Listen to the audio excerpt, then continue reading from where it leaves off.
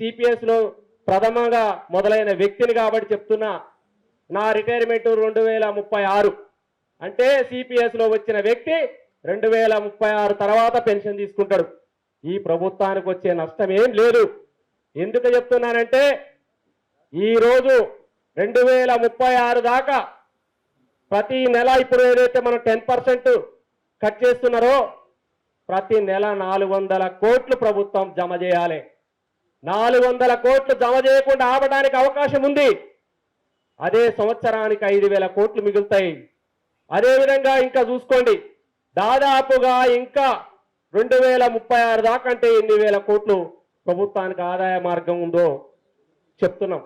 అదేవిధంగా కాదు, ఇక జమ చేయాల్సిన 7,000 కోట్లు కూడా జమ చేయాల్సిన అవసరం లేదు ప్రభుత్వానికి. కాబట్టి ఇవన్నీ కూడా ప్రభుత్వం దృష్టిలో పెట్టుకొని ప్రభుత్వానికి నేరుగా ఆలోచిస్తే ఖచ్చితంగా చరిత్రలో నిలిచిపోయేది రేవంత్ రెడ్డి గారే. ఎందుకంటే ఉద్యోగులకి గత పక్కనున్న రాష్ట్రాలు ఎట్లయితే అమలు చేస్తున్నాయో తెలంగాణ కూడా చేసినాం చూపించినామని దేశంలోనే చెప్పడానికి అవకాశం ఉంది. కాబట్టి ఎందుకంటే ఇది ఒక నిర్ణయం, ఈ నిర్ణయం తీసుకుంటే ఆ నిర్ణయం పాజిటివ్గా రాబోతుందని కూడా ఒక శుభసూచకంగా కనిపిస్తుంది మనకి ఈరోజు.